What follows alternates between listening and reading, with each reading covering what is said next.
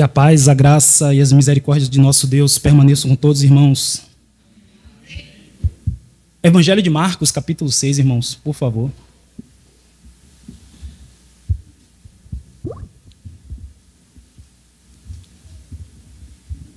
Evangelho de Marcos, capítulo 6, leremos versículo 1 ao 6.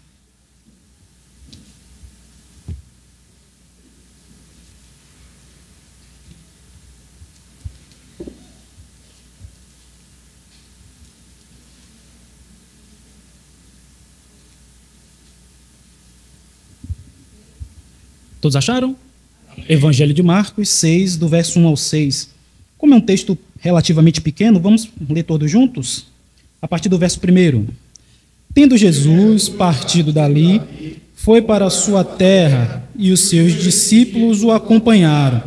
Chegando o sábado, passou a ensinar na sinagoga, e muitos ouvindo se maravilharam, dizendo: de onde vem a este estas coisas? Que sabedoria é esta que lhe foi dada? E como se fazem tais maravilhas por suas mãos?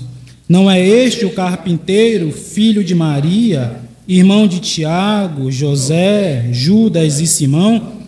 E não vivem aqui entre nós suas irmãs? E escandalizavam-se nele. Jesus, porém, lhes disse: não há profeta sem honra, senão na sua terra, entre os seus parentes e na sua casa. Não pôde fazer ali nenhum milagre, senão curar uns poucos enfermos, impondo-lhe as mãos. Admirou-se da incredulidade deles, contudo percorria as aldeias circunvizinhas a ensinar. Palavra do Senhor, irmãos. Nosso irmão Luciano já orou pela palavra, então que Deus possa aplicar a sua mensagem em nossos corações. Irmãos, eu acredito que todos nós já passamos ou já tivemos a experiência de, em algum momento, em algum grau, a nossa admiração por alguém, nosso reconhecimento por alguém, por uma pessoa famosa, por exemplo, acabou diminuindo a partir do momento que nós tivemos um contato mais próximo com essa pessoa. Nós tínhamos uma alta estima por ela, nós tínhamos um alto apreço, mas a partir do momento que essa aproximação foi um pouco mais próxima, mais contínua, esse sentimento acabou se diminuindo. Aquela admiração acabou-se, de certa forma, se tornando uma indiferença, e essa indiferença, por algum tempo, acabou se tornando uma rejeição. Foi mais ou menos isso, nesse aspecto, que aconteceu com o nosso Senhor Jesus. O texto que nós acabamos de ler, nós vemos essa alta admiração inicial que acontece quando Jesus chega à sua terra, a terra em que ele cresceu e se desenvolveu. As pessoas se maravilham com a sua doutrina, as pessoas se maravilham com a sua mensagem, as pessoas se maravilham até mesmo com seus milagres. Mas no decorrer do tempo, nós começamos a perceber que essa admiração, ela cai um pouquinho de degrau, ela cai de nível e torna-se como uma mera familiaridade, um sentimento de indiferença. E depois nós percebemos, quando a própria palavra diz que aqueles habitantes se escandalizaram de Jesus, que ali a admiração tornou-se indiferença e tornou-se, por fim, em uma rejeição. Irmãos, nós como cristãos, nós também podemos correr esse risco de termos esse grau de relacionamento com o Senhor Jesus Cristo afetado. Esse grau de relacionamento com o Senhor Jesus Cristo diminuído. Aquilo que antes era tão intenso, tão fervoroso em nossas vidas, tão inquietante, que nos fazia estar constantemente na presença de Deus, buscar a presença de Deus, buscar a face de Deus, com o decorrer do tempo, corremos o risco de que esse sentimento forte, esse ardor que tinha no nosso coração, nos se tornar em um mero sentimento de familiaridade. Em um mero sentimento de que Jesus é apenas mais um homem bondoso que fazia o bem por onde passava, mais uma personalidade que cativava os seus ouvintes, mais uma personalidade que buscava estar próximo dos menos desfavorecidos, estar mais próximo daqueles que careciam de uma ajuda, de um olhar, uma pessoa popular. Vamos dizer, um político do bem, vamos colocar nesse sentido. E aí nós corremos o risco também de perdermos o real sentido de quem Jesus é, de quem Jesus faz e do que ele representa para nossas vidas. Irmãos, o capítulo que nós acabamos de ler vai nos mostrar alguns pontos, e esses pontos que eu quero tratar com os irmãos, que nós não devemos tratar Jesus apenas com admiração. Nós não podemos confundir a admiração com a adoração. Nós não podemos confundir a familiaridade com a intimidade. E também nós não podemos confundir a ausência de milagres com a falta da presença de Deus. Irmãos, como é que está o nosso convívio com o nosso Senhor Jesus? Quando nós nos tornamos familiares com Jesus, seja por termos crescido em um ambiente evangélico, seja por termos ouvido por bom tempo a palavra do Senhor, seja por termos ou participarmos constantemente de programações da igreja, programações do departamento social ou do departamento da nossa igreja, a SAF, o MP, o UCP, nós podemos correr esse risco de tornar algo familiar, algo que é palatável, mas nós não nos aprofundamos, nós não mergulhamos e não buscamos uma intimidade, uma aproximação, uma comunhão maior com o nosso Mestre. Foi isso que aconteceu e que nós conseguimos observar no decorrer do texto. As pessoas tinham essa familiaridade de Jesus, reconheciam que ele era o carpinteiro, reconheciam os seus parentes, era o filho de José, é filho de Maria, nós até conhecemos os seus irmãos, mas isso nos basta. Nós não queremos nada além do que uma mera familiaridade. Nós não queremos nada além do que um mero conhecimento de Jesus. As pessoas param aí, têm o conhecimento, sabem quem ele é, sabem o que ele fez, sabem o que ele representa pela humanidade, mas não quer dar um passo a mais de fé, um passo a mais de comunhão, um passo a mais de intimidade com o nosso Deus. As pessoas confundem familiaridade com intimidade. As pessoas confundem admiração com adoração. Reconhecem os grandes feitos de Jesus, reconhecem que ele foi uma grande figura na humanidade, mas não dão esse passo de adoração. Não reconhecem como Deus vivo, não reconhecem como Messias, aquele que foi enviado por Deus para tirar os pecados do mundo. Além disso, irmãos, nós também podemos considerar ou confundir nós podemos confundir a ausência de milagres com a falta da presença de Deus. Não é porque nossas vidas não estão da melhor maneira que nós queremos, não é porque nós não estamos prosperando financeiramente, não é porque, infelizmente, estamos passando pelas aflições, por doenças ou tudo mais, que Deus não está presente na nossa vida. Não foi porque Jesus não realizou ali muitos milagres, muito embora por causa da incredulidade de muitos que estavam ali, que a presença de Deus não se manifestou. O apóstolo João diz: nós vimos a sua glória como a glória do unigênito. O verbo se fez carne e habitou entre nós, cheio de graça e de verdade. O verbo encarnado estava em Nazaré. E, infelizmente, as pessoas não o receberam. Infelizmente, as pessoas o rejeitaram. Infelizmente, as pessoas tiveram apenas um sentimento de indiferença, ou melhor, começando com um sentimento de admiração, que foi reduzido à indiferença e que, no final, acabou-se reduzindo para um desprezo, uma rejeição. Que nós, irmãos, possamos, a partir dos versos seguintes, identificar: será que nós estamos verdadeiramente adorando a Jesus? Será que nossa familiaridade com Cristo impede de conhecê-lo de forma mais profunda? Será que nós estamos esperando sinais para acreditar que, de fato, ele está presente nas nossas vidas? Será que sua presença em nossas vidas é real, mesmo sendo invisível? Será que a presença de Cristo é constante, mesmo nós não vendo os grandes feitos que ele operou no passado? Com a graça de Deus, que ele nos dê esse entendimento para identificarmos esses pontos, e se nós estivermos em falta, que ele também nos conceda a graça para podermos corrigir. Sobre isso, então, irmãos, eu quero meditar com vocês sobre o título Além da Admiração, um chamado à verdadeira adoração ao Senhor. A primeira observação que eu quero destacar, além da admiração, é que nós não podemos confundir, como eu falei no início, a adoração, ou melhor, a admiração com a adoração. Vejamos o verso 2. Chegando o sábado, passou a ensinar na sinagoga, e muitos, ouvindo, se maravilhavam, dizendo: de onde vem a este essas coisas? Que sabedoria é esta que lhe foi dada? E como se fazem tais maravilhas por suas mãos? Em Marcos 6, irmãos, nós vimos que Jesus é admirado por muitos, mas essa admiração não se transforma em adoração. As pessoas em Nazaré, elas veem Jesus realizar sinais, veem Jesus realizar grandes obras, falar de maneira maravilhosa, como já aconteceu em outros momentos, no Sermão do Monte mesmo, quando Jesus terminou seu discurso, as pessoas ficaram maravilhadas, porque ele falava como quem tinha autoridade, não como os escribas e fariseus. Jesus foi admirado, mas essa admiração parou aí. Essa admiração não deu um passo a mais. Os seus feitos não levaram as pessoas a reconhecê-lo como Messias, não levaram as pessoas a reconhecê-lo como Deus. No início eles se admiravam. Jesus falou logo essa admiração. Mas essa admiração acabou se tornando um obstáculo. Essa admiração acabou se tornando um empecilho para que eles pudessem dar um passo a mais, para que ele pudesse dar um passo a mais de fé, um passo a mais em direção à adoração, um passo a mais em reconhecimento de que Jesus não é apenas um homem que faz boas obras, não é apenas um homem que opera maravilhas, não é apenas um homem que palavras aconchegantes, que confortam, mas o Filho de Deus encarnado, o Senhor da glória, o Messias. Pois eles se admiraram da sua palavra, mas infelizmente essa admiração acabou se reduzindo a um obstáculo que o impediram de ter um contato mais próximo e mais íntimo com o Senhor. Não é este o carpinteiro? Foi essa a expressão que eles utilizaram. Não é este também o filho de Maria? Nós não conhecemos os seus irmãos? A adoração, por outro lado, irmãos, é um reconhecimento de quem Jesus é. Não apenas do que ele faz, não reconhecendo apenas o que ele faz, mas envolve uma rendição total a ele, envolve um total entrega ao Senhor, uma total e verdadeira transformação que ocorre quando nós nos entregamos e nos rendemos ao nosso Mestre. Olha só o que diz João, Jesus discorrendo para uma grande multidão, João 6, do versículo 61 em diante.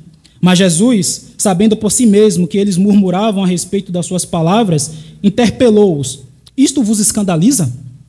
Que será, pois, se virdes o Filho do Homem subir para o lugar onde primeiro estava? O Espírito é que vivifica, a carne para nada aproveita.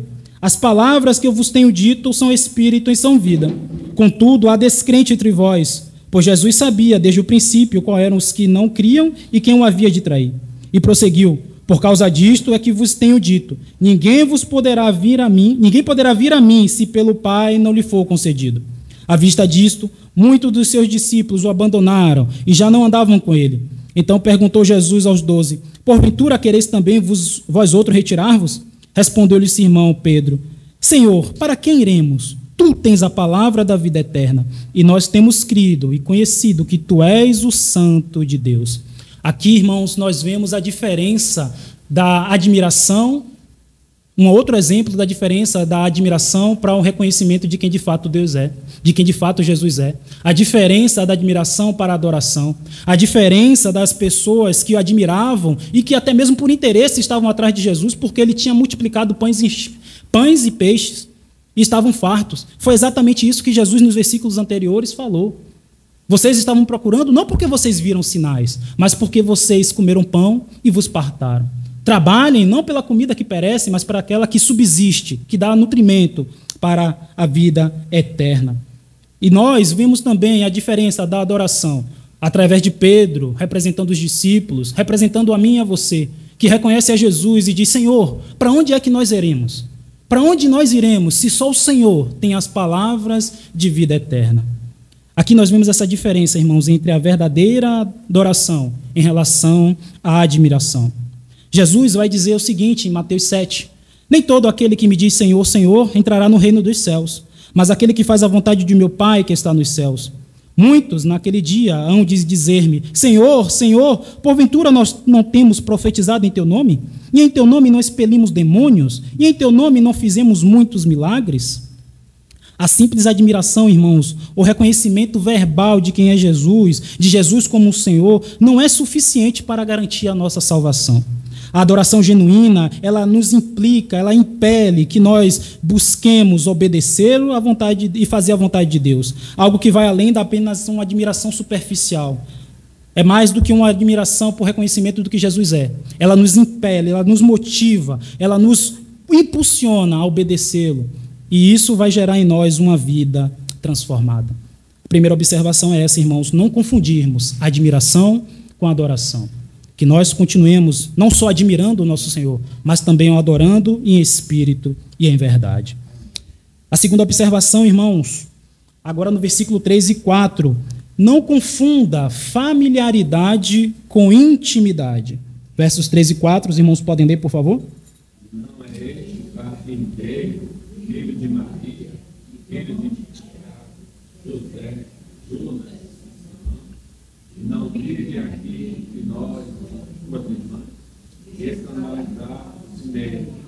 Jesus, porém, lhes disse: não há profeta sem honra, senão na sua terra, entre seus parentes e na sua casa. Amém. A familiaridade com Jesus, com os habitantes de Nazaré, irmãos, que tinham com ele pode se tornar também um obstáculo para entender o grau de intimidade que nós podemos ter com ele. Logo no início da introdução, eu cheguei a sinalizar que uma vida, muitas vezes preenchida desde o Evangelho, ouvindo o Evangelho desde criança, pode gerar esse obstáculo, pode gerar essa confusão. As pessoas estão tão acostumadas a ouvir o Evangelho desde criança, estão acostumadas a participar das programações, estão acostumadas a ouvir diversos pregadores, mas isso torna até Jesus aceitável, torna até Jesus um ser que você tem o desejo de ouvir, mas resume-se a isso, essa familiaridade. Eu conheço Jesus apenas por ouvir. Eu conheço Jesus apenas de ouvir mensagens. Eu conheço Jesus apenas daquilo que meus pais falavam. Eu conheço Jesus apenas daquilo que o pastor pregou, daquilo que o diácono ensinou. Eu conheço Jesus não conheço Jesus de forma mais profunda, de maneira mais íntima, de maneira mais relacional. Isso pode gerar esse obstáculo, irmãos. Familiaridade não é a mesma coisa que intimidade. Familiaridade nós podemos ter com qualquer pessoa na rua, mas intimidade requer algo mais próximo. Você pode ter o contato com o filho de outras pessoas, mas intimidade de verdade você tem com seus filhos. Você pode ter contato com outros amigos na rua, mas intimidade você tem com seus parentes em casa, com seu pai, com sua mãe, com sua esposa. Isso é intimidade. E hoje as pessoas também têm trocado isso. Apenas um mero conhecimento de Jesus, apenas uma superficialidade. Há algum tempo atrás, não tem muito tempo, eu tive a oportunidade de trabalhar com os irmãos aqui a respeito do quase cristão. E uma das características que vai destacar o quase cristão é isso, que ele tem apenas um conhecimento superficial de quem é Deus. Ele tem apenas um conhecimento superficial de quem Deus é e do que ele faz. Mas isso não gera uma transformação em sua vida. Isso não gera nele uma motivação que o faça ele se aproximar ainda mais de Deus. Não faz com que ele busque a Deus, entenda a sua condição de pecador, entenda a sua condição de merecedor da ira divina e dizer, Senhor, tenha misericórdia de mim que eu sou pecador. As pessoas apenas têm essa familiaridade. Eu conheço. E Félix, se eu não me engano, Festo disse, por pouco, Paulo, você me converte a me tornar cristão. Por pouco eu não me torno cristão. E Paulo diz, por pouco ou por muito, ó você, ó Agripa, não só eu, mas não só você, mas que outras pessoas que ouvem essa palavra também possam ser como eu sou, com exceto dessas cadeias. O desejo de Paulo não só que Agripa e não só aquela plateia que estava ouvindo o seu discurso, mas também reconhecessem a Jesus, não apenas de maneira superficial, não apenas por ouvir falar, mas de uma maneira íntima, profunda, de uma maneira que o levasse eles a se renderem ao Senhor Jesus Cristo. Não é este o carpinteiro, filho de Maria? Essa familiaridade, irmãos, impede uma verdadeira revelação de quem Jesus é. A familiaridade com as coisas de Deus pode levar ao desprezo, muitas vezes à desvalorização. Muitas vezes podemos estar acostumados a ouvir sobre Jesus ou a participar de atividades religiosas, que isso se torna algo rotineiro, sem gerar uma verdadeira transformação no coração. A intimidade, por exemplo, por outro lado, vai exigir de nós uma abertura de coração, uma disposição para conhecê-lo mais profundamente. Ela envolve um relacionamento pessoal e profundo, que transcende a simples familiaridade com sua pessoa ou com os aspectos externos da sua vida. Essa é a principal diferença entre intimidade e familiaridade. Familiaridade e intimidade. O mesmo texto, Jesus em Lucas vai dizer, em verdade vos digo que nenhum profeta é bem recebido na sua pátria. Em verdade vos digo que muitas viúvas havia em Israel no tempo de Elias, quando o céu se encerra por 3 anos e 6 meses, e houve grande fome em toda a terra, e a nenhuma delas foi Elias enviado, senão a Sarepta, cidade de Sidom, a uma mulher viúva. Jesus usa esse exemplo, irmãos, do antigo tempo, no exemplo de Elias, para ilustrar que os profetas, mesmo sendo conhecidos de sua própria cidade ou pais, frequentemente eram rejeitados, frequentemente eram desprezados, frequentemente eram ignorados. E Jesus vai dizer que a familiaridade com os profetas, com o caso de Jesus e Nazaré, pode gerar também esse obstáculo de verdadeira intimidade e reconhecimento da sua autoridade.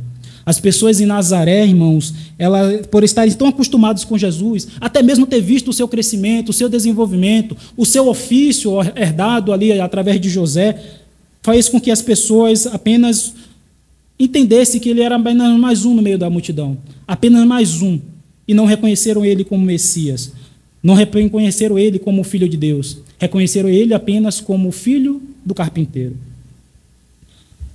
Jesus, em um discurso, uma conversa mais próxima com Filipe, em João 14, 8 e 9, diz assim, Filipe falando a Jesus, Senhor, mostra-nos o Pai, o que nos basta. Jesus disse, há tanto tempo estou convosco e não me conheces, Filipe? Perceba, irmãos, a declaração de Filipe, quase 3 anos e meio com o Senhor Jesus Cristo, ouvindo suas mensagens, ouvindo suas palavras, vislumbrando o poder e a manifestação de Deus, operando milagres, curando coxos, purificando leprosos. E Filipe diz, Senhor, mostra-nos o Pai, isso nos basta. Jesus disse, será que você não percebe que quem vê a mim também vê o Pai? Quem está comigo também está com o Pai? Eu e o Pai também somos um. É um sinal, irmãos, de que ali existia justamente essa familiaridade, esse costume. Eu sei quem é Jesus, eu sei o que ele faz, mas não reconheceu verdadeiramente quem ele é. Esse relacionamento, Filipe ainda não tinha desenvolvido um relacionamento que o tornasse íntimo de Jesus, a ponto de sabê-lo que verdadeiramente ele é Deus, a ponto de saber que verdadeiramente ele é o Senhor de todas as coisas. Mesmo sendo discípulo próximo de Jesus, Filipe ainda não compreendia a profundidade da pessoa de Cristo e da sua união com o Pai. Isso ilustra a diferença, irmãos, entre estar perto, uma familiaridade, e ser íntimo, conhecê-lo de maneira mais profunda, de maneira mais relacional.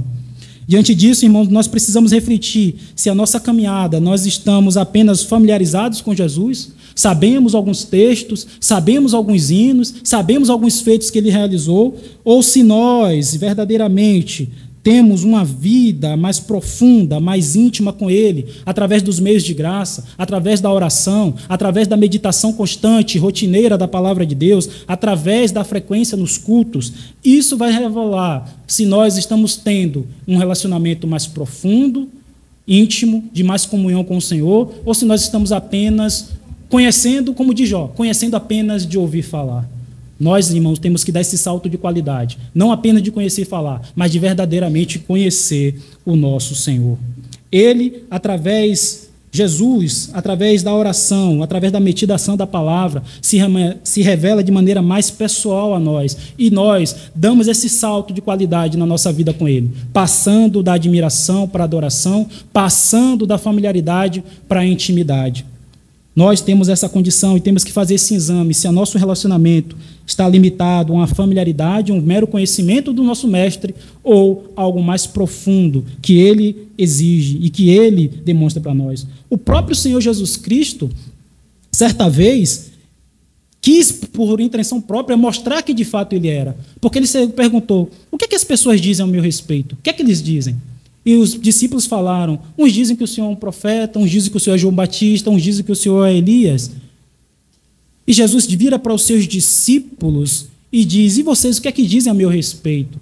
Pedro, sempre mais afoito, sempre mais precipitado, vamos colocar assim, diz, nós sabemos que o Senhor é o Cristo, o Filho do Deus vivo. E Jesus diz, bem-aventurado é Simão Bar-Jonas, porque não foi a carne e o sangue que te revelaram, mas meu Pai que está nos céus. E depois desta conversa, irmãos, alguma semana depois, Jesus leva 3 desses discípulos para o monte, e lá ele se transfigura na frente dele. E Jesus, o aspecto dele é como uma luz mais forte do que o meio-dia, os seus cabelos brancos como a lã.